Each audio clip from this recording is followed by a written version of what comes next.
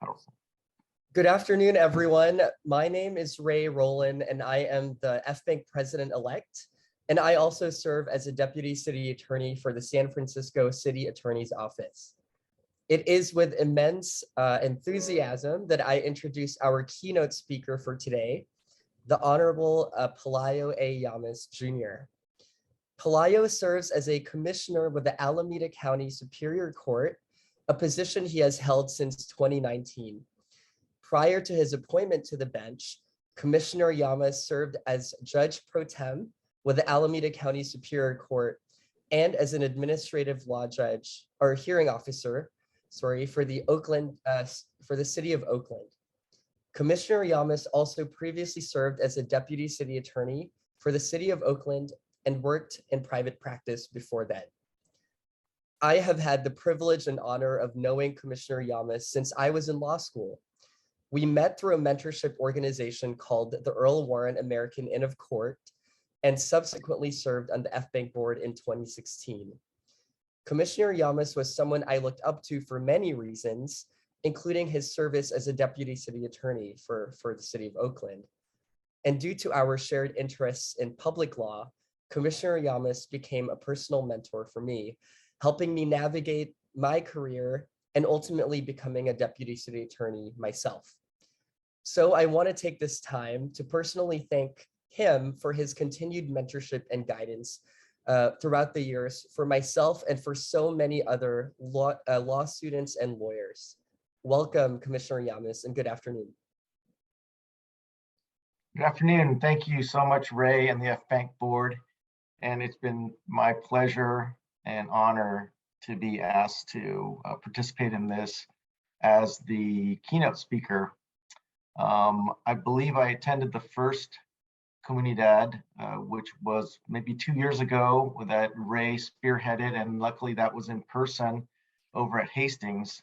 And I laud the board for making all the efforts to try and keep this alive in pandemic settings. And I think they're doing an absolutely great job. So I'm assuming I'm going to start my program from this point. There's 33 attendees, so a lot of people have come in the last couple minutes.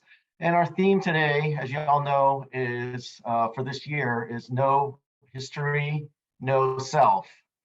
And that actually inspired me to think about my history and my family and how the younger Phil-Am attorneys and lawyers and law students might, learn from looking back at Filipino history and sharing some of what I have to say that's been instrumental in my life.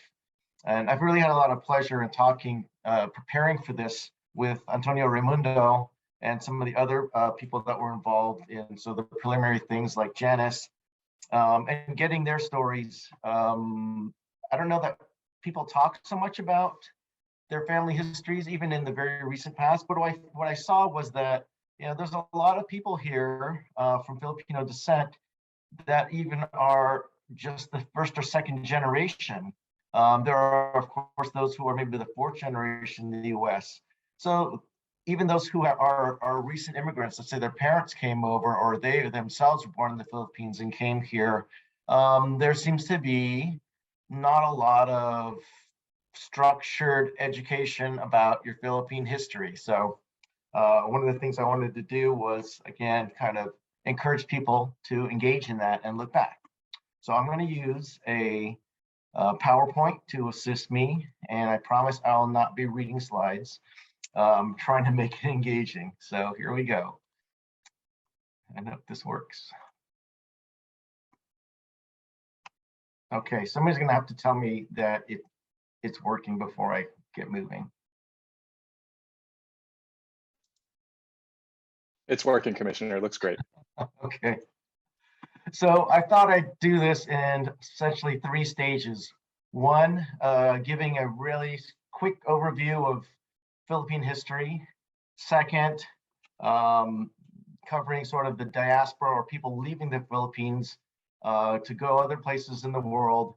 and particularly to the United States. And finally, my own family's history in that context.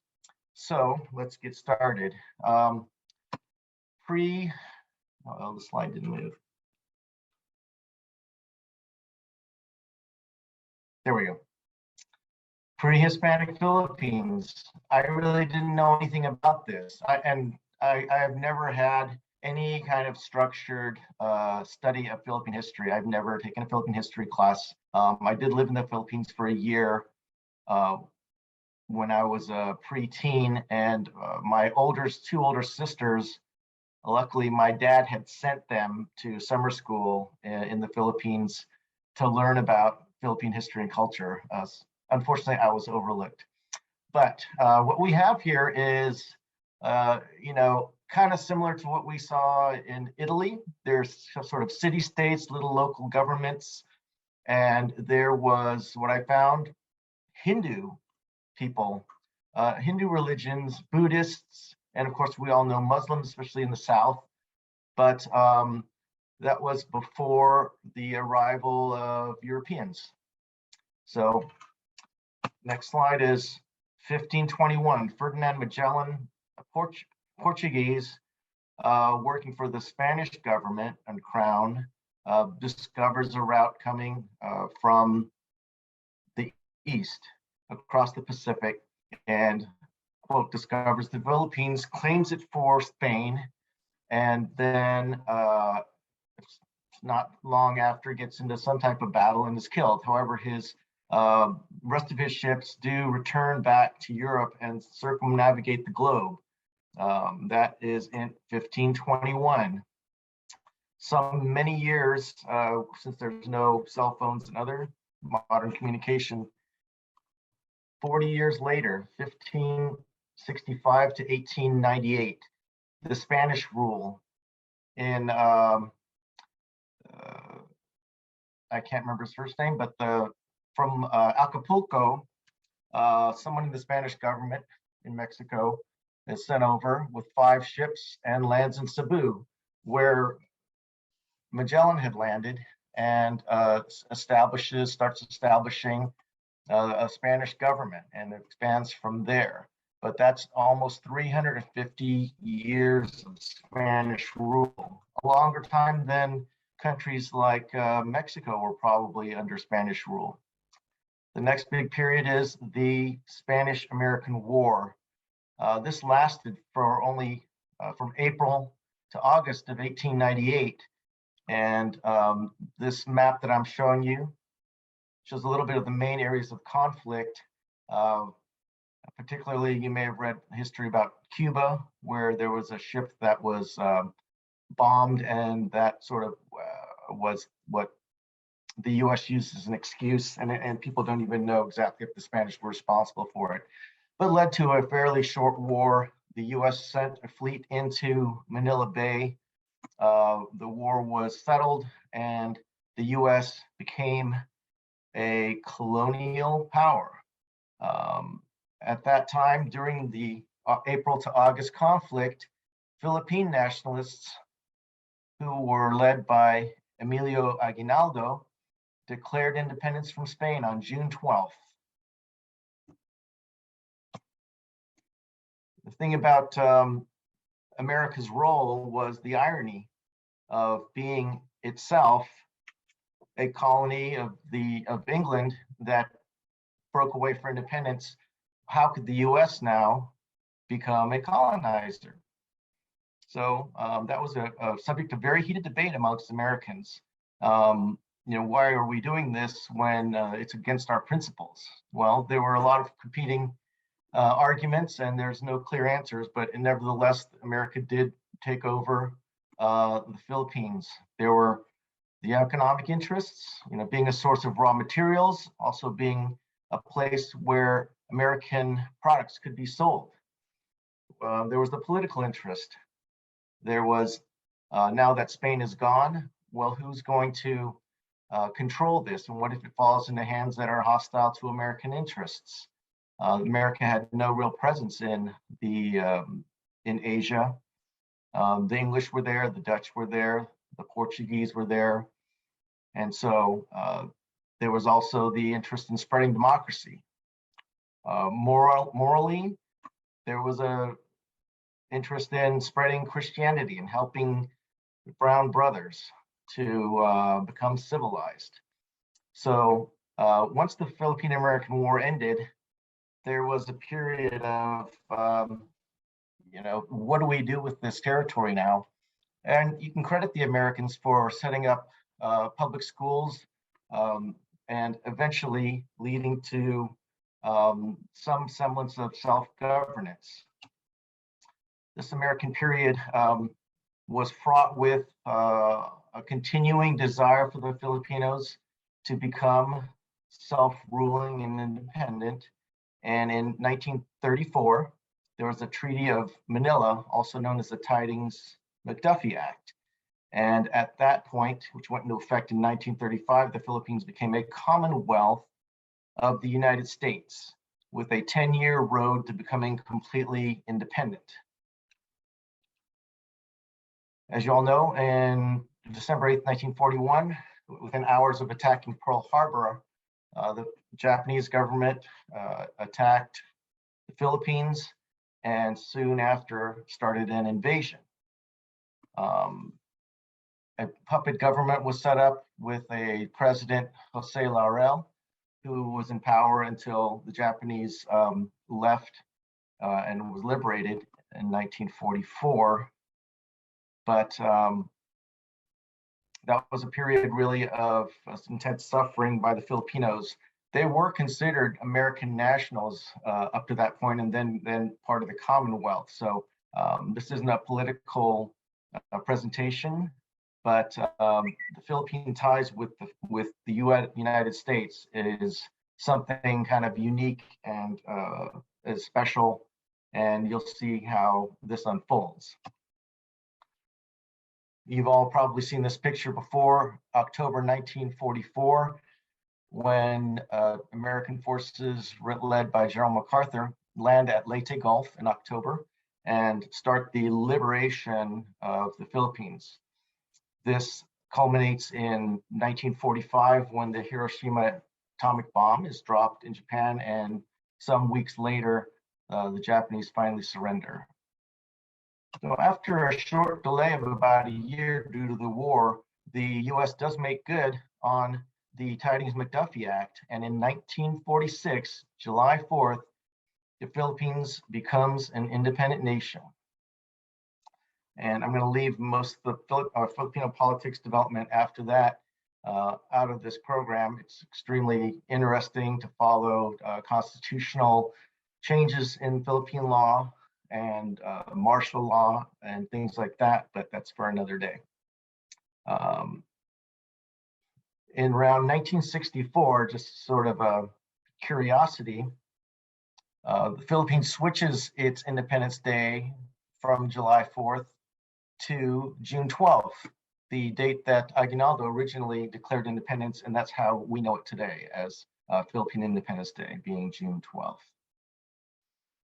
Next part of my program is talking about the Philippine diaspora, people leaving to go elsewhere.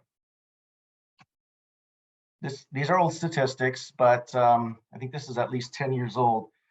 The largest number of people outside of the Philippines are present in the United States by far.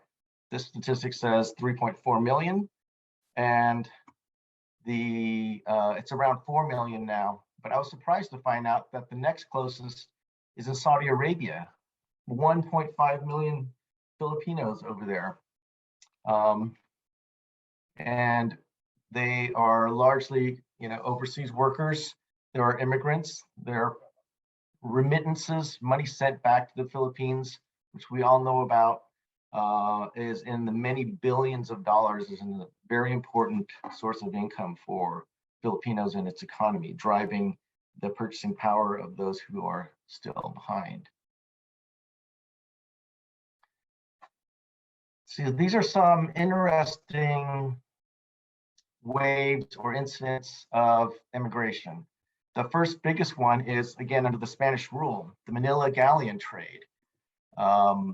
This route that you see was discovered by Legazpi that followed certain currents. So if you went north and traveled towards North America, there's a prevailing current that ships could take and get over more efficiently and safely. And they'd end up going to the United States or the North American coast around what's now Oregon. They go down to Acapulco. That was the main route.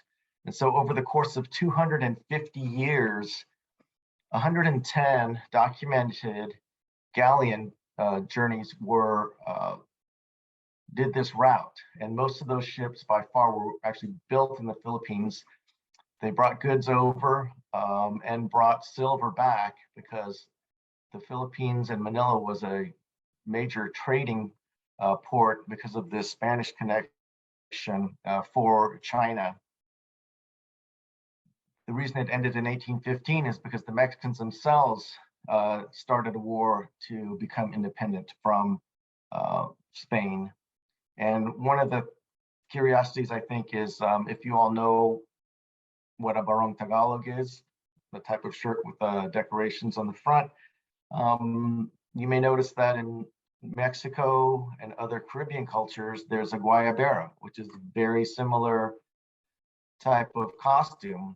And I don't see any origin of that coming from Spain. I like to think that it really came from the Philippines. And so that's an influence that goes back some hundreds of years. And I've read that that shirt in the Acapulco area is actually called a Filipina.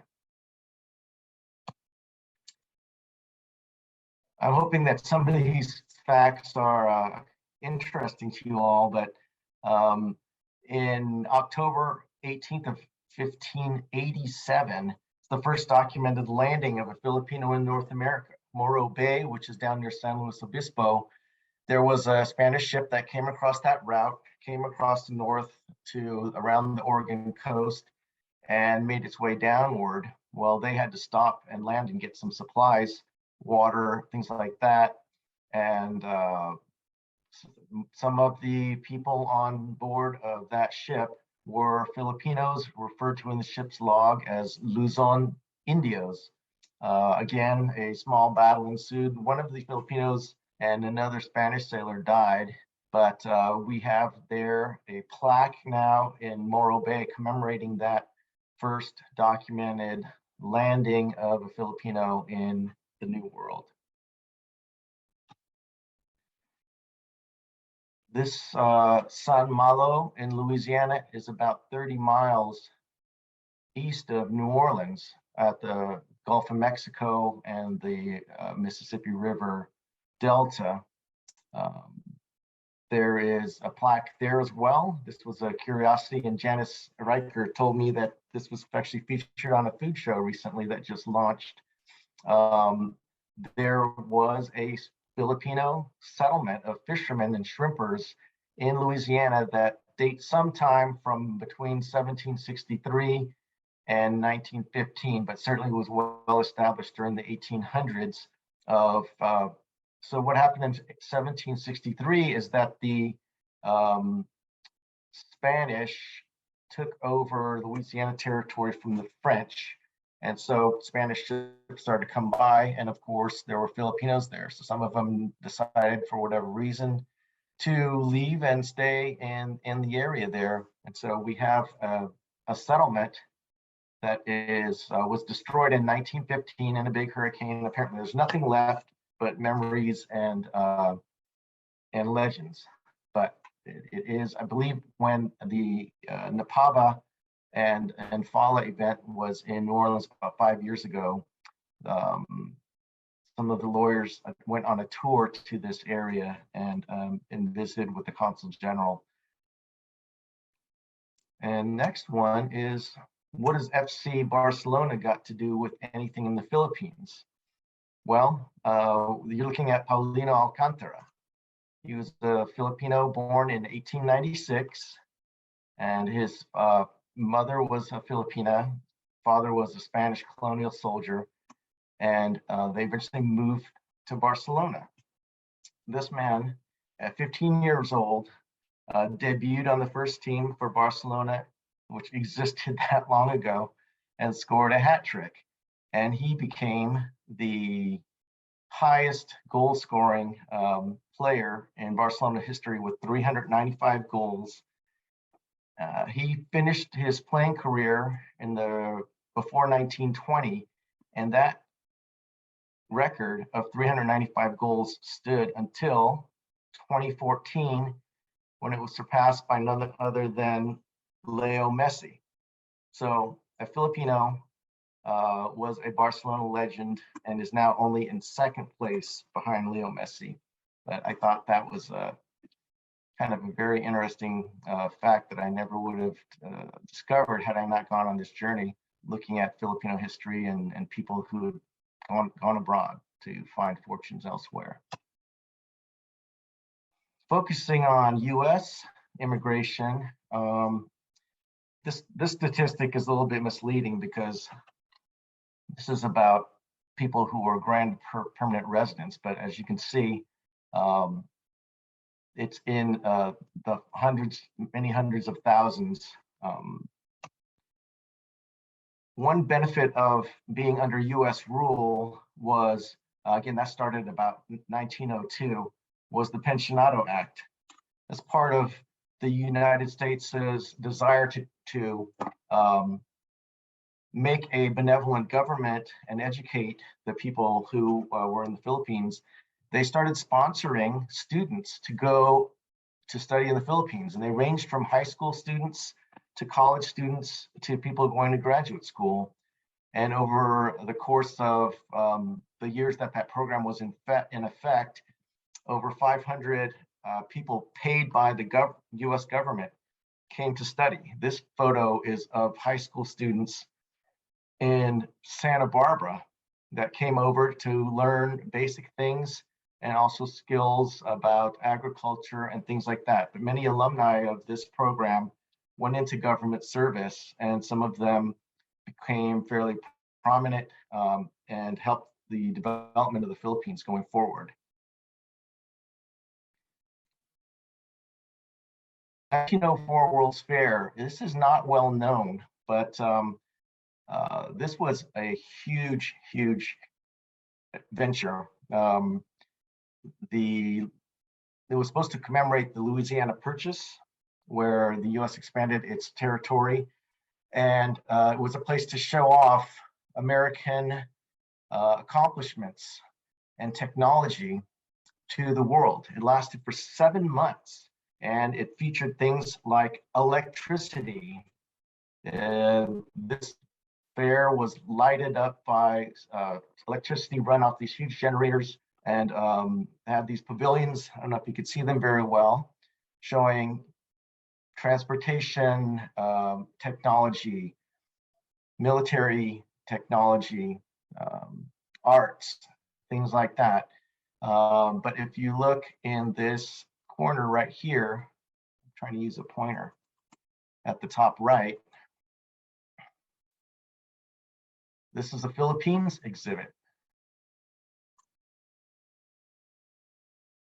Again, trying to justify, why are we in the Philippines? Why do we have a colony? There was a real strong desire to show people, well, what is the Philippines about? Why are we over there? The good and the bad.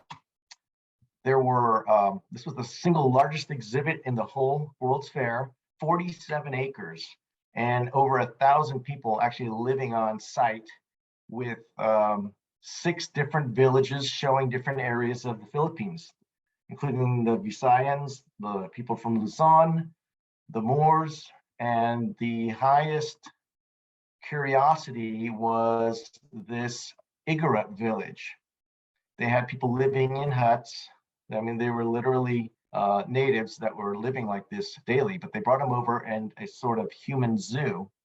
And one of the things they featured, which you see a picture of there, was apparently dog eating was part of the Igorot culture, but not daily life. But people would come and they would have these people kill and eat dogs daily. And I remember when I was a teenager, I hadn't frankly never heard about Filipinos eating dogs or anyone eating dogs, but I got teased a lot for that.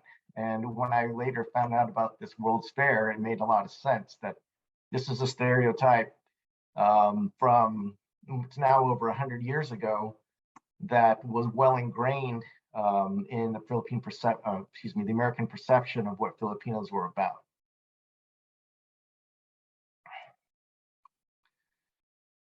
So the waves of immigration, when the Philippines was a U.S. territory, they had pretty much free immigration because they were considered U.S. nationals.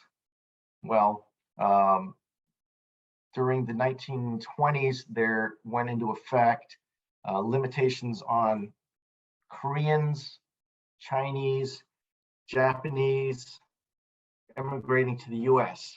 And there was still a large need for farm laborers. So we have a large number of Filipinos coming in because they're not restricted. So as the Depression comes, there's a need for unemployed Caucasians, locals, to want jobs, and Filipinos started to be blamed for taking jobs, especially in agriculture. Filipinos came at a rate of 14 men to 1 woman. So they did mix races. And there were things like what is shown here, taxi dancing, where you paid 10 cents to have a dance and have a little companionship.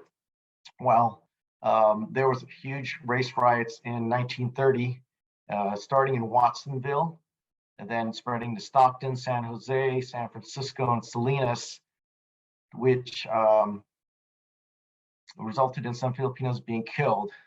And there's still some memorials, I believe, to what happened in those days. I have found a legal case, which was, again, was a curiosity, but again, from various statutes that were put into place in California, banning marriages between primarily first whites and Chinese, but being amended, the civil code was written to prevent and Mongolians from being married to anyone from the Caucasian race. Well, a Filipino named Salvador Rollan got denied a marriage license in Los Angeles County based on this statute. He then filed a petition for writ with the Los Angeles Superior Court and said, I'm not a Mongolian, I'm Filipino. And there is, at that time, 5 distinct races generally recognized. And he says, well, the Filipinos are from the Malay race. Well, the trial court says, you're right, ordering the county to issue a marriage license. The Court of Appeals says, you're right, you're affirmed, issue that license, and it goes to the Supreme Court, who decides that they will not grant review on the case. So at lightning speed, in the course of 9 days after the Supreme Court denies review, the California legislature amends the Civil Code, Section 60, that bans Malays from marrying Caucasians. So the site, I'm not sure if I can post a site in the chat, but if you want to read this case, it is a little bit interesting as it goes through this whole prevailing understanding at the time of, what is Chinese, what's Malay, what's Mongoloid, and things like that.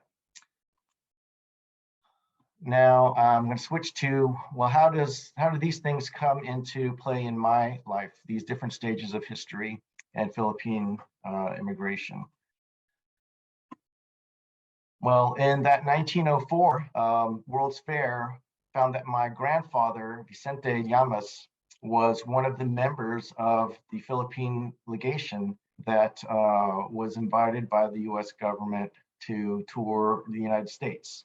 And you'll see here that he was born in 1876 in Pagsanjan, Laguna, where my father was also born. And it states some of the things he was involved in. He was a justice of the peace. He was on the board of tax revision. He was also a city council member for Laguna. In this family picture at the side, that's my grandfather sitting there. My father's here in front of him, and his oldest sister is back here, Virginia Llamas. This is where stories cross to bring in another family member. This is Carlos P. Romulo, who was born in 1899. He went to Columbia University in 1919 to 1921 to get his master's in, I believe, literature. He would come back to the Philippines, meet my aunt, Virginia Llamas, who was the queen of the Manila Carnival, so essentially Miss Philippines at the time, and served as her, excuse the term, consort, and they soon were married 2 years later. Carlos Romulo, my uncle, would then end up becoming quite a significant figure in Philippine history. He was a professor after returning to the Philippines at the University of Philippines. And as I stated, Filipinos had a never-ending desire to gain independence. So before that 1934 McDade-Duffy Act, this was a hot topic of debate. So in 1928, my uncle, who's right here in the middle, Carlos Romulo, brought a team of Filipino students, debaters on a tour in the United States. And they first started at Stanford University, went to the University of Minnesota, Utah, Michigan, George Washington University, etc., and debated the issue of should the Philippines be independent. And by the time they got to a curiously named Miami University of Ohio, the Philippine debate team was asked not to debate anymore, and they could just simply make speeches because they were kicking the pants out of everybody. They were well trained, they're eloquent, they're impassioned, and made very strong case for the Philippines' suitability and readiness to become an independent nation. They defeated 6 out of the Big Ten colleges at the time in these debates. Eventually, my uncle in the 1930s would become the publisher and editor of the Manila Herald, and in 1942 would be the first non-American, non-Caucasian to win the Pulitzer Prize in Correspondence. And he wrote a series of articles about Japanese aggression, kind of foreshadowing or foreseeing that they would attack the US and the Philippines, and that war would start. Continuing his, well, let's see. After the US was attacked, the Philippines was attacked, he was recruited into becoming a member of General MacArthur's staff. And so he joined the military, and one of the things after he escaped from the Philippines fell to Japan in 1942, was he was told to go on a tour of the United States and tell them about the Philippines. So from 1943 and 1944, he spoke to over 80,000 Americans in 460 plus cities, giving speeches, telling people about what was happening in the Philippines, that they were suffering, that they shouldn't be forgotten in the war, which was largely focused on defeating the Nazis at the time. So he went, and this picture was taken in San Francisco in the Civic Auditorium, where he was addressing an assemblage put on by the YMCA. I'm bringing back this photo here because here he is right behind General MacArthur when they landed back in Leyte in 1944 to start the liberation of the Philippines. He would later serve as resident commissioner to the US Congress, and that role is essentially you have a seat at Congress, you have the right to speak, you just do not get to vote. So the Philippines had one person who was the resident commissioner, and after he came back from the war, he served in that role advocating for U.S. money for reconstruction, and that the U.S. make good on its promise to grant the Philippines independence.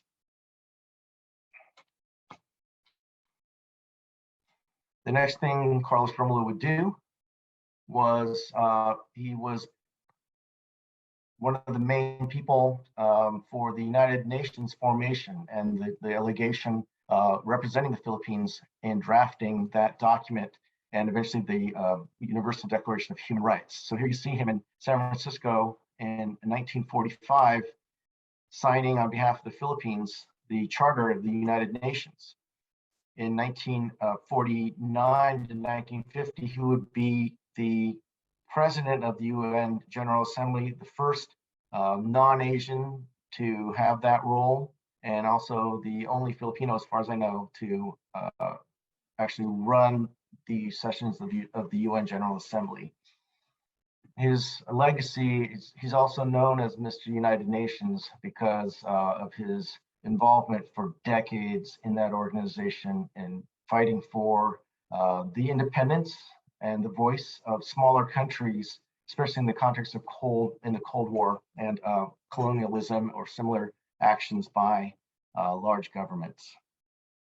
He would serve under 8 presidents, ending with Marcos, and he resigned at age 84 from poor health and died a year later in 1985. So I'm getting towards the end of this.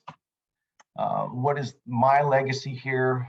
My father, after the war, was sent to Washington, D.C. He was and here he is on the right.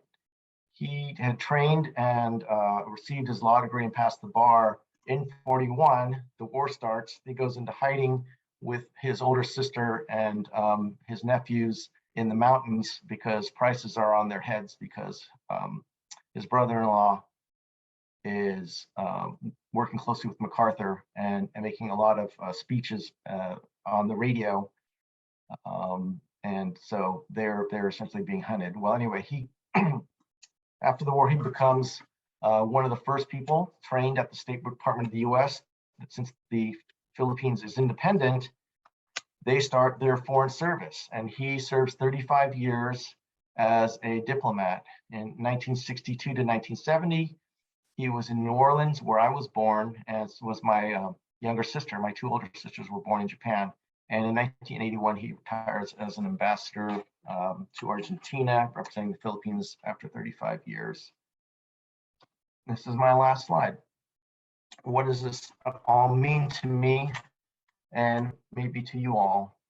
This is a quote from about an incident in 1948 at a UN meeting. And Andrzej Wyszynski is the foreign minister of the Soviet Union, giant power that just helped win the war against the Nazis and taken over all of Eastern Europe. Well, he has a disagreement with my uncle, Carlos Romulo, and decides to insult him. Carlos Romulo is only about 5'2", and he's from the Philippines, and he's a brown-skinned guy. And there's this big Russian. He says, "You are just a little man from a little country." And Romulo replies, "It's the duty of the little Davids of this world to fling the pebbles of truth in the eyes of the blustering Goliaths and force them to behave." Wyszynski then sits down and says nothing further. Well, that's something I want everyone to keep in mind, sort of to wrap up. What does this mean to me, and what maybe can you all take from this? The theme again is no country, no self. The thing I see from the experience of Filipinos is that there has been in our short history after being independent in 1946, is that there's always a strong desire for democracy and self-determination. And no matter what anyone thought about whether we were ready, we went ahead and asked for it over and over. We finally got it. It's something to be protected. It's something to be remembered. and to be fought for still day to day. And even though we're not in the Philippines, we're Americans, let's remember that legacy and be involved in our democracy. We have millions, 4 million or more Filipino Americans in our country, and we have very little voice in the government. People don't go for public office much. So I would ask everyone to consider being involved at some level. You don't have to run for office. There are appointed offices. You can be on your Parks Commission, on your Planning Commission, even volunteer. But I'm urging people to get involved and show that we are of a legacy of people who honor and cherish participation in democracy. The other thing is, as you're primarily law students involved in this, and there's a lot of years ahead of you, to keep in mind, for me anyway, it was important, even though you may not know what your larger purpose is, always be looking for it and strive for it, and do things that benefit the general public. You'll find it to be very rewarding. And again, it's part of just participating and being a visible member of our community. There's one last anecdote that I want to share about Carlos Romolo, and it was at the UN when he was in an elevator. Again, he's about 5'2", and he was surrounded by six foot tall Texans. And somebody asked him, well, how do you feel being surrounded by all those tall Texans? And Romulo responded, gentlemen, I feel like a dime among nickels. So take that attitude with you. Know that, yes, we're small, we look different, but nevertheless, we are of great value if you participate and go forward. And the last thing I'm saying is that I wanted to introduce a scholarship that, again, was really inspired by Jennifer, the president's theme of the year, No Country, No Self. And I'm going to be launching the inaugural Carlos P. Romulo Family Scholarship for law students. And I'll be working with Rollan. It'll be awarded at the June gala, and the application will be going out soon. I'm looking for primarily a person or students interested in or have shown some participation in human rights law and or free speech or international law. It's a legacy that I'd like people to study and honor and further in the practice somehow. So I hope you all look into applying for that scholarship, and also I'd be happy to be the one to award it in person for the first time. So thank you all for listening. Ray? Thank you, Commissioner. Yeah, thank you so much for your presentation and for sharing your family's compelling, unique, and fascinating history, and for sharing the words of advice that you have for us and how we can embody and make sure that we're thoughtful about what no history, no self means for all of us as we navigate what the future looks like. I just have a few questions for this fireside chat, and then I'll open it up to our attendees today for questions they may have of you. So the first question is, it is common knowledge that the path to the judiciary is difficult, time-intensive, and oftentimes opaque. To date, we know that we know only a handful of Filipinx identifying judges in Northern California. So it's very inspiring to see leaders like yourself pave the way for future generations. Can you tell us more about your path to the bench and when you first considered becoming a judge? And why did becoming a judge appeal to you in the first instance? Sure, thank you for that question. It's not something that I pursued or thought about or even conceived of early in my career, or for a good part of my career, frankly.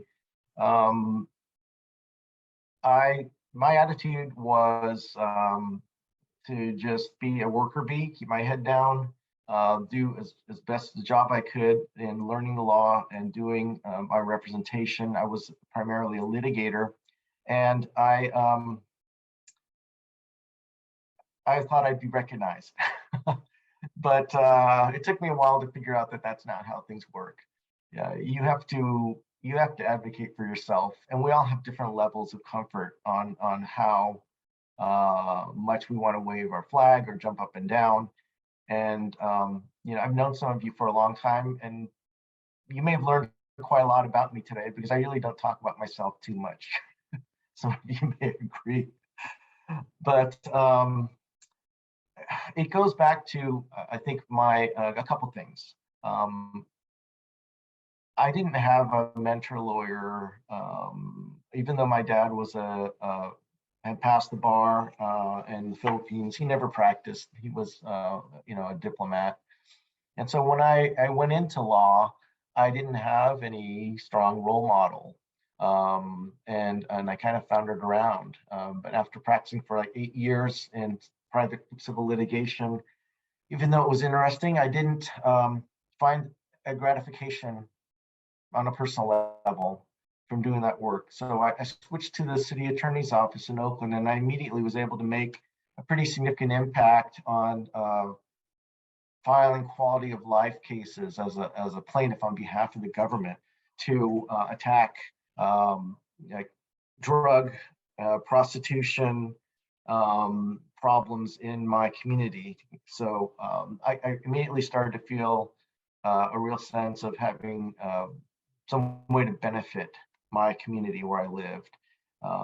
It was quite a change because after litigating for 8 years, I found myself thinking about work, happily at home. What else could I do at this job? It was very invigorating.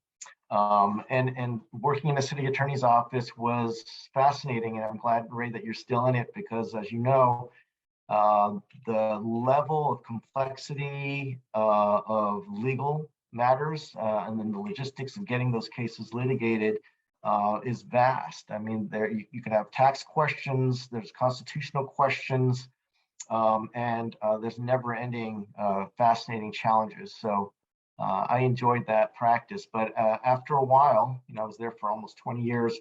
I felt like, well, how can I help my community more? What can I do to impact more people than doing these cases in the city of Oakland? So I started to volunteer as a judge pro tem, where you sit for free and you cover certain calendars where a judge is not available.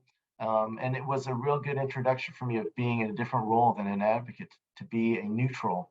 And I found that not only did I like that, I thought I had certain skills that would benefit the public. I thought that I could be fair and listen well. And as many lawyers do, you have to look at both sides before you give your advice or take your action. If you're not, I think you're not doing as well of a job as you can if you don't really consider the other side.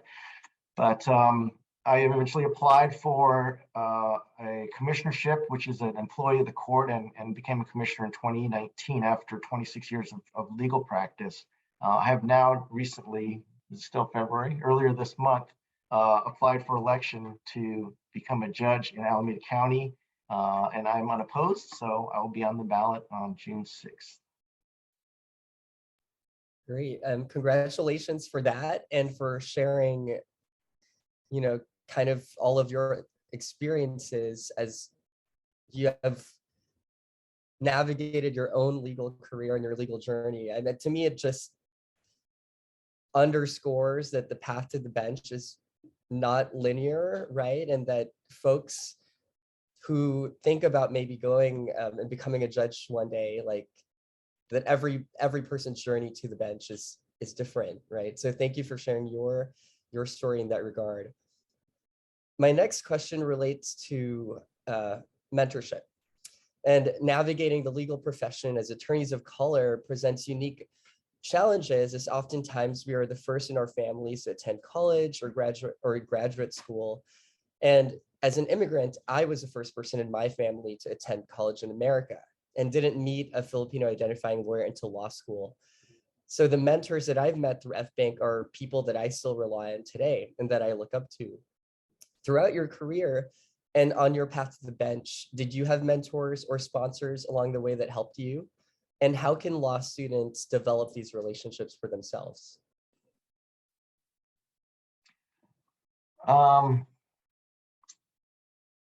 Yeah, I think I didn't really have any strong mentors in my career as an attorney, or later I did start developing them when I started thinking about applying to the bench, but I think there was a senior associate in the first firm I worked at, and really it was a friendship more than anything. And someone who had eyes to see that I was really serious about doing the best job that I could. And we also had common interests, but he has been one of those people who eventually became a judge in another county and has helped me tremendously along the way. I think that there's a couple things that I'd recommend for people starting in the profession and thinking of yourself as a person of color. You may, and actually I participated in a polling and an interview process for the Bar Association of San Francisco some years ago when we were exploring this question, and I found that it was not uncommon. Actually, it was more common for people of color to get mentors that were not necessarily of their ethnic group. That it was hopefully you would have people in your office or even outside your office that you can meet through an organization like FBANC, who would take a personal interest in you and would help you along. So I think keep your eyes open, try to develop friendships and broaden your perspective on who you engage with daily. It's very difficult now in pandemic because we're having so few social interactions. But when those things open up more, be out there. I mean, I think I've never really felt like I fit in much because I moved around so much when I was a kid. I mean, I lived in 4 different countries by the time I was 12 and had gone to 5 different schools. So I was used to, and this is all what I realized in retrospect, is I found a way to fit in quickly and to make friendships and look for common ground. And so I never have limited myself to participating only in ethnic bars or identity bars. And so I didn't let race or stop me or be an obstacle. For the most part, it hasn't been. But I would encourage you to, of course, be involved in FBANC because this is a very special organization. It'll be your home and your family as you progress in your career. You'll be surprised at how special this organization is. But also be out there in SF Bar or the General Bar Association, or if you're in family law, join the family law bar. Be visible, participate. Don't only view yourself as a minority. As you saw in some of my family history, you had people on the international stage, small stature, brown skin, small country. They didn't let that stop them from showing the relevance of their thoughts and ideas and their leadership. So be active in FBANC, be active in lots of different levels. You may not know why right now, but it'll help you form yourself, your identity, and your future. Thank you, Pelayo. I really appreciate your words of advice, especially on broadening our notion or perception of what mentorship might look like, right? Like looking beyond just support from the Filipino community, of course, like getting that support, but also identifying external mentors that could help us along the way. So now I will turn to questions posed by the audience. We do have 2 that I wanted to ask, and then we can conclude today's fireside chat. The first question is, what is the biggest challenge that you think Filipino lawyers face today, if any, and what is your advice on overcoming that challenge?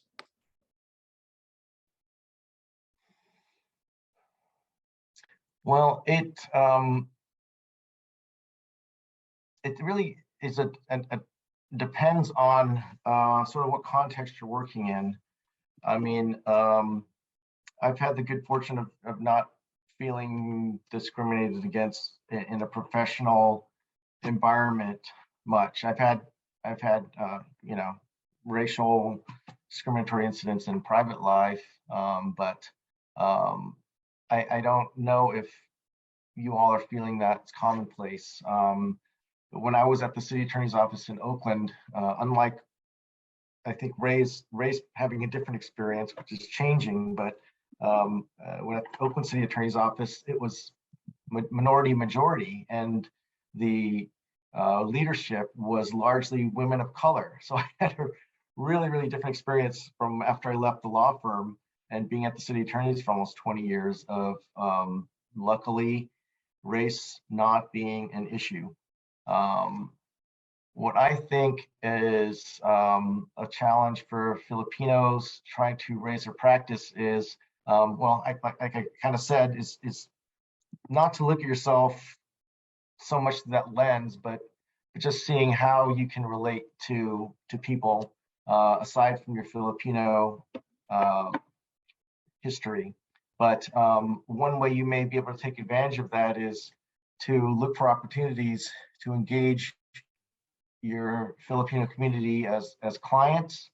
If you have Filipino language skills, look to represent your community, even not in the legal sense, but again, like get involved in your church or your city council or your planning commission, parks commission. I know we've had a number of people from FBANC, especially in Daly City, I believe, be involved in city government at an appointed level, not having to run for an election. But I think I would like to see us gain more political power through participation at different levels. I don't think that actually answers your question very well, but those are my thoughts on, I think, how we as a group can move forward and advance ourselves as a whole. No, I thank you, Pelayo. I think it is responsive to the extent that there is still a lack of representation, as you mentioned earlier, in multiple spaces in our society, right? Like in municipal government, in state government, in national and federal government, and we need to be supporting our community members who have aspirations to hold those positions, right? So what we are doing with FBANC is creating a pipeline of those future leaders, right? And hopefully, including today, we are able to inspire folks to pursue those positions with the full support of our community. The last question is really great. It's from an audience member, and it really ties back again to our theme, which is no history, no self. The question is, how much influence did your father's legal practice, familial roots, and history play in your decision to practice law? Well, ultimately, it played a huge role in, but not in my initial decision to become a lawyer. That was so I was never encouraged to go into law. I was encouraged to go into computers because that's what seemed to be the hot thing. And I had no real concept of what it was to be a lawyer. I thought that you had to really be a genius. You know, how could I ever touch that? And it was getting to assess myself. So I was put thrust into a situation where my father died at when I was age 20, and I'm the only boy or male in the family, and so quite a lot of responsibility was put on me, and I just had to sort of face my future and what am I going to do? And it was a very personal self-examination of what my strengths were, what was my personality like.